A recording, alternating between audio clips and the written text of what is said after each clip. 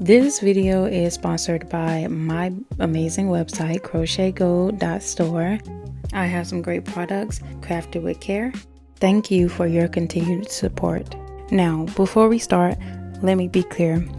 Everything that I'm sharing here today are my threaded thoughts and opinions based on what I've seen, experienced, and researched. If you see the same things or you see them differently, I respect that. Drop your perspective in the comments because that's how we grow together. Also, when I'm talking about specific people or situations, everything is alleged unless proven otherwise. Other than that, I'm just here to spark conversation, not to claim that I have all the answers or know these figures personally. Anywho, now that that is clear, let's get into the specific topic. So if you have not heard, there is a girl who did a series on TikTok while she's talking about, doing skincare or whatever. But the ultimate point of this, she's talking about how she got knocked up in a prison, in a bathroom with an inmate. Yeah, we've fallen very far, ladies. We've definitely fallen very far. And this just shows you how real the mental health crisis is. This is Exhibit A on that, because we're not talking enough about this. There is a serious pathology happening where people's decision making is completely broken. This isn't quirky or edgy. It is legitimately unwell. And we've normalized this behavior by saying things like, oh, well, we've all done bad things, so no judgment. We listen and we don't judge. I feel like that was the movement of like getting people to accept outlandish behavior, just like that whole trend of we listen and we don't judge. Like, no mentally stable person goes into a prison in a bathroom during a riot of all places and decides to have unprotected sex with anyone, especially someone who is making $20 a month. And the fact that this happens means that, that's not just a failure on parenting, it's really a failure of society to help people understand the value of themselves and to have even basic standards. Like, she really said, let me get pregnant in a prison bathroom. Like, sis, it's like you planned this whole operation at this point like it was a heist movie. Instead of stealing money, she stole her own future and damn common sense, because there was a whole riot happening and she didn't think, you know what, maybe this isn't like the place that I need to be, and the place that I need to be looking for inmates, finding, love out of them and things like that. Maybe that's not it. Maybe it's not a smart idea for me to be coming up here and visiting this guy who still has 15 years on the books to do. Maybe these are all bad ideas. Instead, she said, you know what, this is actually the perfect time for romance. The logistics of that alone. Like, what was the exit strategy? Because even coming out of that bathroom, like she said, we were in there for like 15 minutes while all of that stuff was like going on. So what did you think that was going to happen when you walked out of that bathroom? Like, he could have literally been sent to a different prison, could have been sent to the hole. You could have been banned from getting on the visiting list again because y'all are breaking the rules. Like, did you think about this at all? Did you think this through at all? And the fact that she succeeded in getting pregnant and is deciding to stay pregnant and is using that excuse of, well, my religion didn't allow me to do anything that, helps me delete the fetus. Like, girl, please save it. Because your religion, you wasn't thinking about your religion when you was up in that bathroom. Munching, as you would say. Like, that is, oh my God. Like, I really have so little words for this, because I'm like, what even is the thought process behind even seeing a partner out of this person, let alone choosing him to be a father? He makes $20 a month, and you thought this was any type of partner or father material? Let's do the math, okay? $20 a month is just 67 cents a day. Now, of course, we could have a long discourse on how the prison industrial complex today is modern slavery. It is unjust. It is inhumane. They need to make a change and all of that jazz. I am totally with that. in another video. In this video, we're going to talk about how sis literally just said, well, it's okay that my morning coffee costs more than his weekly income. She looked at a man who cannot provide even the bare minimum and said, let me just go ahead and tie myself forever with this person with a child. He still has 15 years left. Did I say that? I'm sure I did, but I'm going to say it again. He still has 15 years left on his damn sentence. And now she wants us, the public. She came to us because she's like, oh, I got a Cash App in my bio, link in my bio, GoFundMe in my bio. And the audacity is truly unmatched, especially when she's telling you, don't judge, listen to my story, my multiple part story, but don't judge. The GoFundMe is where delusion just truly means entitlement. Because back in the day, when you made a wrong decision like this, like just having a baby by a nigga who couldn't provide anything for you, she will be on her own. Like your grandma back in the day, I'm gonna tell you what she would tell you. Now, why would I help you make up it? And mind you, this wasn't the way that it was originally done, like way further back, but people were less stupid way further back. Mind you, this is a conditioning of stupidity, but when you know better, like the internet has been graciously given, and multiple people have shown us multiple things where we can't even sit here in the ignorance and say, well, maybe she just didn't. No. There's been countless stories over these years on why just getting pregnant for anybody isn't a good idea. So we're not going to go with the ignorance of it all. We're not even going to give her that escape. So you can't look at that and say anything other than what a grandma would tell you back in the day. Why should I be helping you out every day with the baby when I didn't get to, do anything for the pleasure of, clearly that 15 minutes of pleasure was so important to you that you wanted to lock yourself down for the 15 years that he has to be in jail, which, mind you, you're going to have to be supporting him, because he's not going to be, none of these people who are in jail are the type of people who are okay with just, talking to you and blah, blah, blah. And, you not sending them money. You're also having to support him and his seed. Like, girl, what? See, this is what happens when love yourself becomes love anything with a pulse that's willing to stick around you. Now, obviously, people stick around because they have benefits. So her looking to us and saying, help me raise this prison baby I conceived with a man who's earning pocket change. That's the pitch. And we're all supposed to feel sympathy for that, for the consequences that she deliberately created.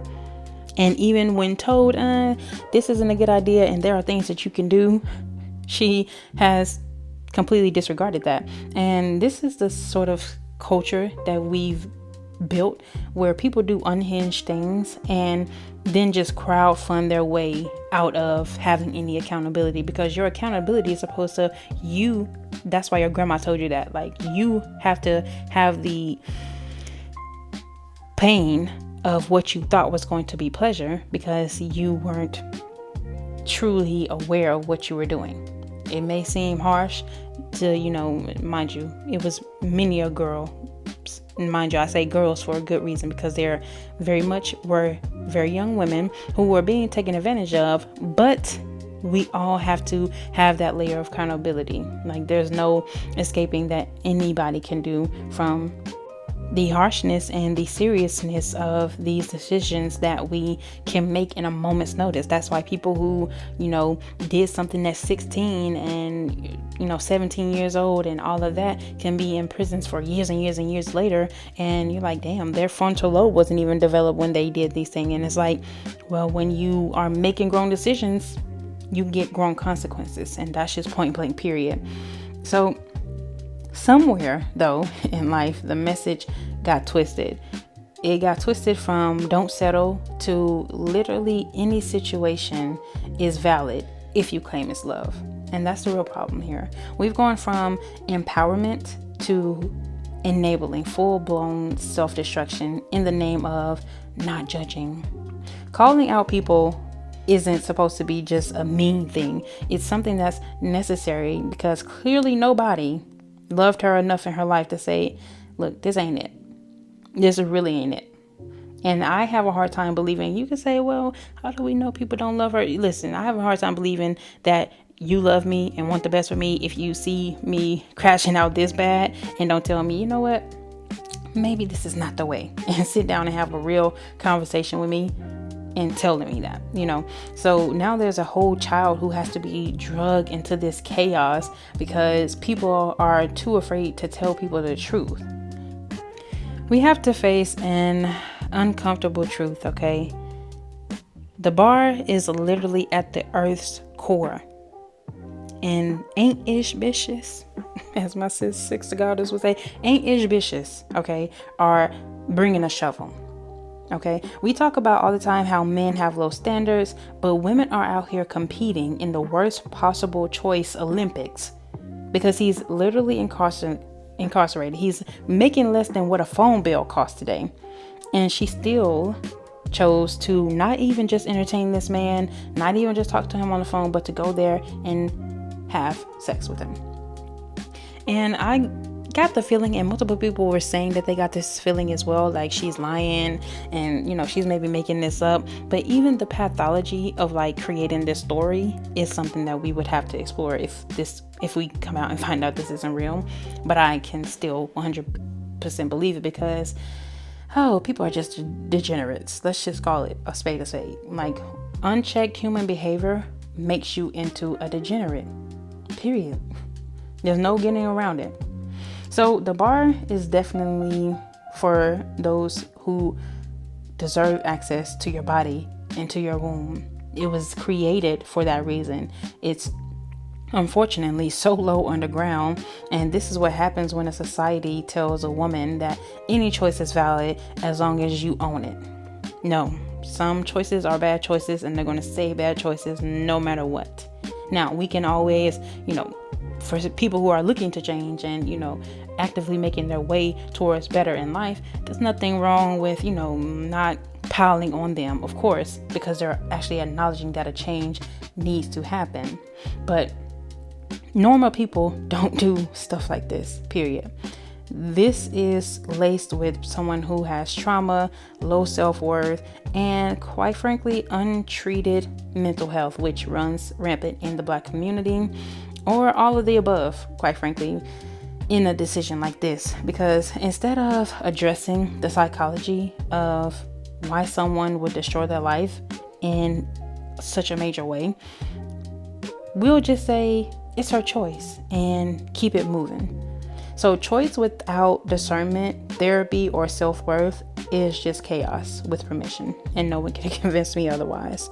And until we start calling out this type of behavior, I'm just saying, it's screaming, I need help, instead of celebrating this as empowerment or GoFunding a, creator, or getting her into the creator fund just so that you can help her. I mean, I'm not against, helping her out, because this is an innocent baby who was being born into this situation, who is making choices like this. So that baby is clearly going to need all of the thoughts and prayers and all of that. But that's about all the mother would be getting from me, is a thought and a prayer, because I cannot justify pushing my resources toward a mother who literally knew that she had zero plans, no resources, because you're trying to get a $12,000 gender reveal.